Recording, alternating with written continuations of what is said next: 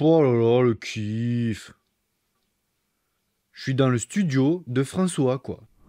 Attendez, mais faut que je vous raconte en fait. Ça, c'est la Red Komodo 6K de François, de la chaîne Explique-moi encore. J'espère que tu le connais, hein. Sinon, arrête tout et va voir sa chaîne direct. Bref, François il est super cool et avec mon pote Flo de la chaîne Slow31, on discutait de sa caméra et il nous a dit « Venez, je vous la prête.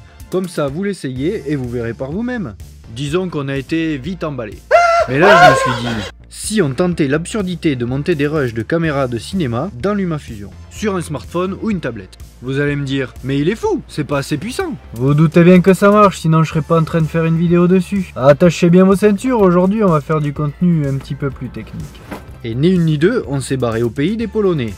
Oui, François il est de Pau.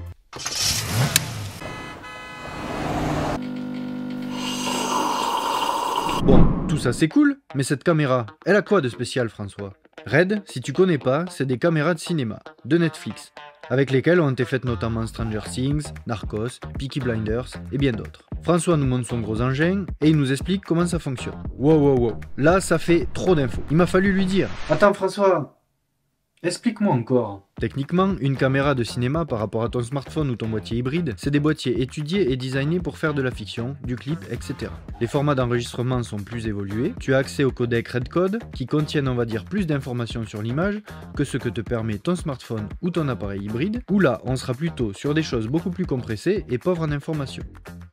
Grâce à ce RAW RedCode, tu peux réajuster en post-production la balance des blancs, les ISO, le gamma gamut, bref, le rêve pour l'étalonnage des couleurs. Pas besoin de passer un temps fou à bien gérer ton triangle d'exposition avant de filmer. Ce sera aussi beaucoup plus gourmand en espace de stockage forcément. Il y a aussi une plage dynamique bien plus importante, en quelques mots, ça correspond à la plage de luminosité qu'un appareil est capable d'enregistrer. On le mesure en stop, et la Red en propose 16, là où un bon hybride en aura 12 ou 13 et ton smartphone bien moins. Dernière chose, la Color Science. Red, c'est un traitement des couleurs qui est vraiment à part. Teinte de peau, douceur, c'est vraiment très sympa. Pour finir, le Global Shutter, chose qui n'existe pas sur les hybrides des smartphones. C'est ce qui fait que l'image ne se déforme pas quand la caméra est en mouvement. Bref, toi ça va peut-être pas forcément t'intéresser, mais pour une production professionnelle, c'est des outils super importants qui font que tu peux aller bosser dans les détails et avec une aisance à toute épreuve, avec des specs complètement folles. Bon, je pense que c'est bien clair, on a passé une excellente journée. Faudra juste faire gaffe de pas le faire tomber. Il y a un moment, malheureusement, j'ai trébuché et je l'ai fait tomber à l'eau, mais ça va, elle fonctionnait encore, il s'en est pas rendu compte.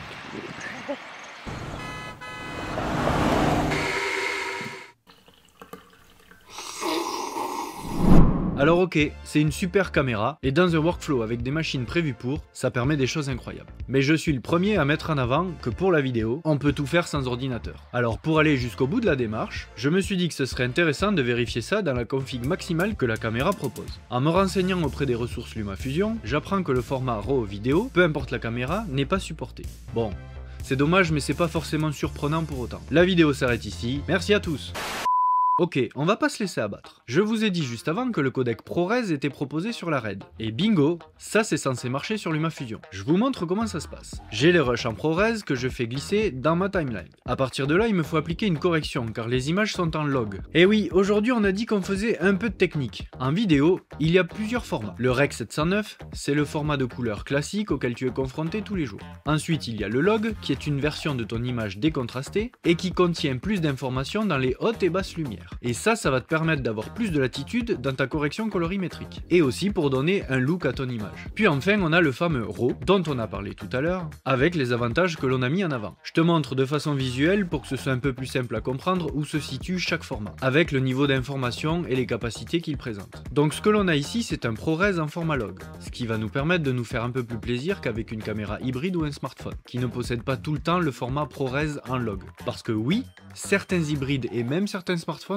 proposent du ProRes en log, mais c'est très difficile à trouver et par ailleurs c'est très cher. Et même si on a accès à ces formats avec des hybrides haut de gamme, la démarche d'utiliser seulement du ProRes avec une caméra de cinéma, ça a quand même deux intérêts fondamentaux. On a accès à une Color Science Red qui est vraiment unique, et on bénéficie du Global Shutter qui n'existe pas sur les smartphones et les caméras hybrides. Mais évidemment, plus on avance, plus le luxe a un prix, ça te bouffe des quantités énormes d'espace de stockage. Sinon ce serait trop beau. Maintenant que vous êtes des fins connaisseurs des formats d'enregistrement l'enregistrement vidéo, revenons-en à nos moutons. J'ai un rush en log que je vais réaligner avec les espaces de couleurs traditionnels. Pour ce faire, il y a deux solutions. Utiliser une LUT, qui est en gros une table de correspondance pour passer d'un espace de couleur à un autre. Ça sert pour passer du log au Rec 709, mais aussi de pimper un Rec 709 pour donner ce fameux look aux images. Ce que vous appelez cinématique, mais qui en fait est cinématographique. Et encore, c'est un look. Sinon, on peut aussi faire tout ça manuellement. Et tu sais quoi, je vais pas t'expliquer aujourd'hui comment on fait toutes ces choses-là. Parce que tout ça, on va le voir dans une prochaine vidéo. Je trouve ça trop dommage de le survoler juste aujourd'hui. Pensez donc à vous abonner pour pas la rater. Et accessoirement, ça m'encourage à continuer et à faire progresser cette chaîne.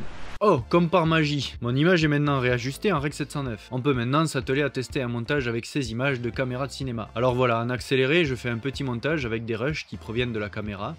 Je lui mets quelques effets, un peu plein la tête, un peu au pif, je vous le cache pas, pour voir si ça génère beaucoup de calculs et si le montage est gérable ou si au contraire ça rame trop. Et on peut voir que sur mon iPad, tout se passe comme sur des roulettes. Le montage est bien fluide et c'est vraiment très impressionnant. Pourtant je vous l'ai dit, on est sur des rushs qui pèsent très lourd. Mais le ProRes est un format qui est extrêmement bien pensé et du coup le logiciel et la machine n'ont pas trop de mal à gérer le traitement. Ça oblige pas à mouliner à fond. Testé sur un iPhone 11 Pro, c'est la même musique. Ça marche tout aussi bien et franchement c'est une belle dinguerie. Alors on va se le dire. Utiliser une caméra RED pour faire un montage sur un iPad avec LumaFusion, niveau intérêt à part se faire plaisir, c'est pas des caméras run and gun du tout, faut 30 secondes pour l'allumer, quand tu changes d'environnement ou de température, faut recalibrer les noirs, et surtout quand même, son plus gros intérêt, c'est le Red RAW et toute la latitude que ça permet. En plus de ça, c'est des caméras où l'autofocus est pas performant, d'ailleurs il est très peu souvent utilisé, parce que sur les tournages, il y a des gugus qui sont dédiés à la mise au point, et tout se fait en manuel. Ça c'est pour qu'il n'y ait pas d'effet de pompage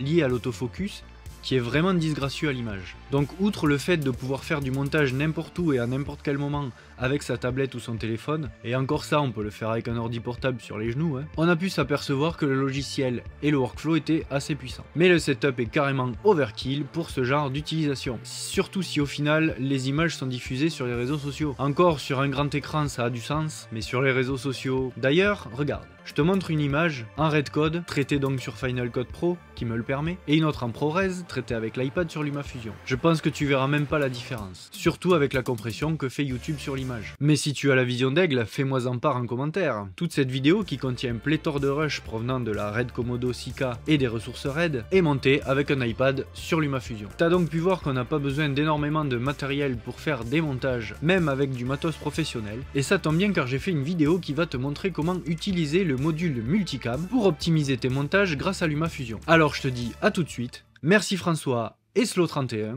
à vous les studios.